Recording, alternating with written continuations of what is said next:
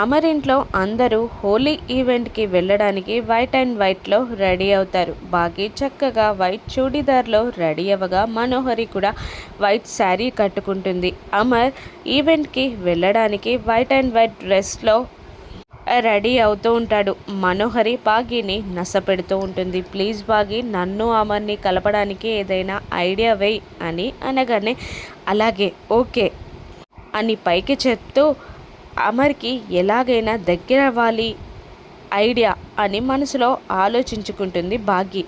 అమర్ రూమ్లో రెడీ అవుతుండగా రూమ్ ముందు బాగి ఒక అరటిపండు తొక్కని విసిరేసి మను యాదమ్మలతో ఇలా చెప్తూ ఉంటుంది. యాదమ్మ, ఇప్పుడు నువ్వు మనోహరిలాగా నడుచుకుంటూ ఆ తొక్కపై కాలు వేయాలి.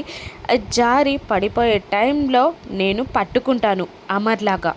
మనోహరికి రిహార్సల్ అవుతుంది అని అంటూ ఉండగా మనోహరి మధ్యలో బాగి రెండు భుజాలు పట్టుకొని ఆ యాదమ్మ వల్ల కాదులే కానీ నువ్వు చేసి చూపించు అని అనడంతో సరే అని అంటూ బాగి నడుచుకుంటూ వెళ్ళి అరటిపండు తొక్కపై కాలు వేయగా జారి పడిపోబోతుండగా అప్పుడే అమర్ వచ్చి బాగిని కింద పడకుండా గట్టిగా ఆ బాగిని చుట్టుకుంటాడు. బాగి నడుం పట్టుకొని కింద పడిపోకుండా బ్యాలెన్స్ చేస్తాడు అమర్.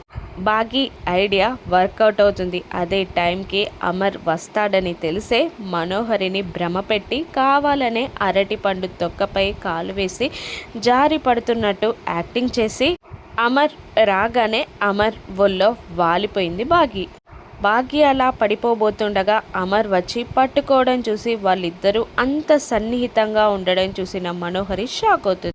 వాళ్ళిద్దరూ అలా కళ్ళు ముఖంలోకి చూసుకుంటూ ఉండడం చూసిన మనోహరి కోపంతో ఊగిపోతూ ఉంటుంది. అమర్ బాగి మాత్రం ప్రేమగా ఒకరి కళ్ళలోకి ఒకరు చూసుకుంటూ ఉంటారు.